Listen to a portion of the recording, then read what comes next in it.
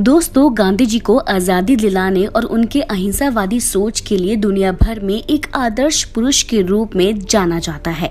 पर आपको जानकर हैरत होगी कि गांधी जी के जीवन से जुड़ा एक ऐसा पहलू भी है जिसका जिक्र इतिहास के पन्नों में तो बखूबी किया गया है, लेकिन उसके बारे में कोई भी बात तक नहीं करना चाहता।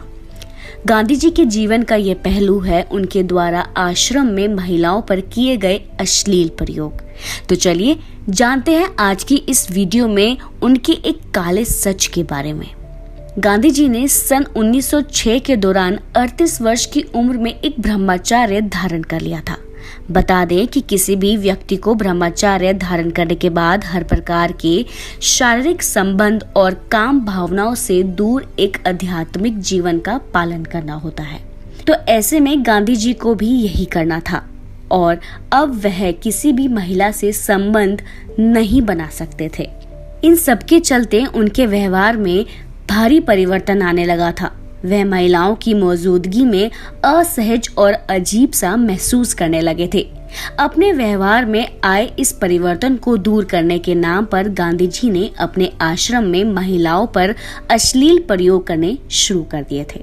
वह नग्न महिलाओं से अपने शरीर की मालिश करवाते थे और उन्हीं के साथ पूरी रात नंगे होकर सोते। आश्रम की महिलाओं में उनकी पौत्र भतीजी मनुबेन भी शामिल थी। इस तरह के प्रयोग से गांधी जी के समर्थकों में आक्रोश और असहमति फैल गई। यहाँ तक कि गांधी जी के सबसे करीबी दोस्त जवाहरलाल नेहरू के इन प्रयोगों को असहज और असामान्य बताया।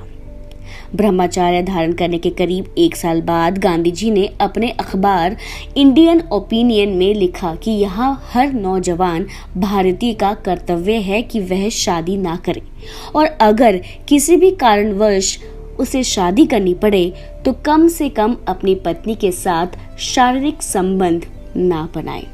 आगे चलकर गांधी जी ने ऐसे कई आश्रमों की स्थापना की जहां वह इस तरह के प्रयोग योग करने लगे थे। इन आश्रमों में बहुत से नौजवान लड़के लड़कियों को साथ में नंगी होकर नहाने और सोने को कहा जाता था, लेकिन किसी भी प्रकार की सेक्सुअल एक्टिविटी करने पर उन्हें सजा दी जाती थी। आश्रम में पति पत्नी भी एकांत में साथ नहीं रह सकते थे। किसी भी तरह से कामोत्तेजना महसूस होने पर उन्हें ठंडे पानी से नहाने को कहा जाता था।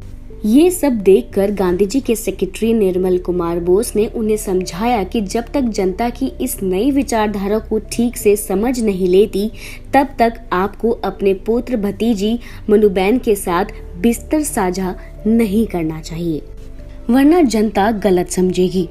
वल्लभ भाई पटेल ने गांधी जी के मुंह पर कह डाला कि आप जो भी कर रहे हैं वो पाप है, अधर्म है। इसके जवाब में गांधी जी ने कहा, मनु के साथ सोना मेरे लिए अधर्म नहीं बल्कि नैतिक कर्तव्य है। दोस्तों, गांधी जी के इन प्रयोगों को अगर किसी ने सबसे करीबी से देखा है तो वो शख्स था आर.पी. परशुराम। आर.पी. परशुराम केरला का एक स्टूडेंट था जिसने 2 वर्ष तक टाइपिस्ट और गांधी जी के पर्सनल सेक्रेटरी के तौर पर आश्रम में काम किया था। परशुराम उस दौर में उन हजारों युवाओं में से एक था जो गांधी जी को अपना आदर्श मानता था। गांधी जी के इसी सम्मान के प्रति वह आश्रम में काम करने आया था और सिर्फ 2 वर्षों में उसने अपनी नौकरी छोड़ दी और नौकरी छोड़ते वक्त उसने खत में गांधी जी के व्यवहार और आश्रम में हो रहे अश्लील प्रयोग से हो रही परेशानियों के बारे में लिखा। उन्होंने लिखा कि आप हमारे राष्ट्रपिता हैं। मैं आपके कार्य से हमेशा प्रभावित रहा हूँ। जब मैं पहली बार टाइपराइटर के तौर पर आश्रम में आया तब मेरे मन में आपके लिए और आश्रम वासियों के लिए बेहद सम्मान था, पर आश्रम में पहले 24 घंटे बिताने के बाद ही मैंने आपके प्रति सम्मान का एक बड़ा हिस्से को दिया था। आपकी महिलाओं के साथ नहीं वस्त्र सोने और नहाने के मैं सख्त खिलाफ हूँ।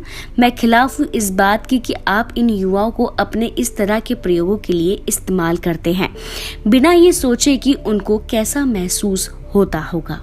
दोस्तों, हम भारत के लोग अपने महान लोगों के प्रति बेहद संवेदनशील होते हैं। हमेशा सोचते हैं कि जैसा वह कि कोई सुपरमैन है, जबकि वास्तविकता यही है कि वह भी हमारी तरह मनुष्य होते हैं और हमें इस बात को समझना चाहिए। तो दोस्तों, आपको गांधी जी के इस घिनौने सच के बारे में जानकर कैसा लगा? क्या उन्हें महिलाओं के प्रति इस तरह का व्यवहार करना चाहिए था? आप अपनी राय हमें कमेंट बॉक्स में कमेंट कर जरूर बताएं। साथ ही ऐसी और रोचक तथ्य और इंटरेस्टिंग खबरों को जानने के लिए आप हमारे चैनल को सब्सक्राइब करना ना भूलें।